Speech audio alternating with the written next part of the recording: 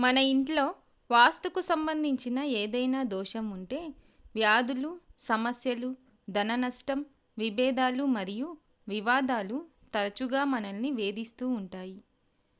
పగలు రాత్రి కష్టపడి పనిచేసినా మనం అనుకున్నంత విజయం సాధించలేమని పండితులు చెబుతారు. వాస్తుశాస్త్రానికి సంబంధించిన కొన్ని సులభమైన చర్యలతో మీరు కూడా మీ జీవితాన్ని మార్చుకోవచ్చు. అవేమిటో ఇప్పుడు చూద్దాం. వాస్తుశాస్త్రం ప్రకారం ఉదయం ఇంటిని శుభ్రం చేసిన తర్వాత పసుపును నీటిలో కరిగించి తమలపాకులతో మీ ఇంటిని మొత్తం చల్లండి. ఇది ప్రతికూల శక్తులను తొలగిస్తుంది మరియు వాస్తు దోషాలను నివారిస్తుంది. దేవుడి గ్రంథాలు, పుస్తకాలను తప్పుడు దిశలో ఉంచటం వల్ల ఇంట్లో సమస్యలు వస్తాయి. వీటిని ఎల్లప్పుడూ ఇంటి పశ్చిమ దిశలో ఉంచాలి. దీనితో పాటు మంచం లోపల, పరుపులో లేదా దిండు కింద మతపరమైన పుస్తకాలను ఉంచడం అశుభం. ఇంట్లోని పూజ గదిలో క్రమం తప్పకుండా దీపాన్ని వెలిగించి గంటను కూడా మోగించాలి. ఇలా చేయటం వల్ల ఇంట్లో నుంచి అన్ని రకాల నెగిటివ్ ఎనర్జీ బయటకు వెళ్తుంది. అదేవిధంగా శంఖాన్ని ఇంట్లో ఉంచి ఊదటం వల్ల మన ఇంట్లో ఉన్న దురదృష్టం తొలగిపోతుంది.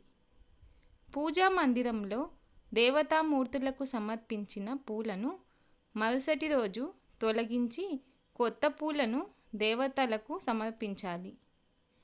అదేవిధంగా పూజ గదిలో దేవతల చిత్రాలను ఒకదానికొకటి ఎదురుగా ఉంచకూడదు. వాస్తుశాస్త్రం ప్రకారం చీపురుకు ప్రత్యేక ప్రాధాన్యత ఉంది.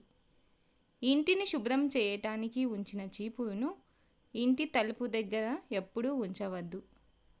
ఇలా చేస్తే వాస్తు దోషం వస్తుంది. అంతేకాకుండా చీపురుకు పాదం పదే పదే తగిలితే ధన నష్టం కలుగుతుంది. ముఖ్యంగా చీపురు పెట్టే స్థలం పైన ఎలాంటి బరువైన వస్తువు ఉండకుండా ప్రత్యేక జాగ్రత్తలు తీసుకోవాలి. ఇంటి లోపలి గోడలపై హింసాత్మక లేదా యుద్ధానికి సంబంధించిన చిత్రాలను ఎప్పుడూ ఇంట్లో ఉంచకూడదు. వంశాభివృద్ధి కోసం ఇంటి ప్రధాన ద్వారంకి ఇరువైపులా అశోక చెట్లను నాటాలి.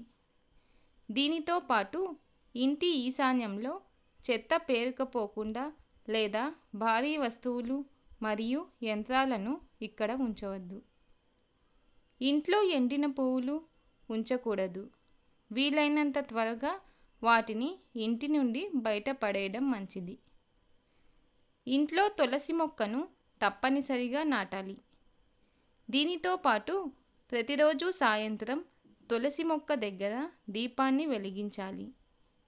ఎందుకంటే తులసిని లక్ష్మీదేవి స్వరూపంగా భావిస్తారు. కనుక దీపం వెలిగించి మీ ఇంటిలో శాంతి మరియు ఆనందం కోసం ప్రార్థించాలి.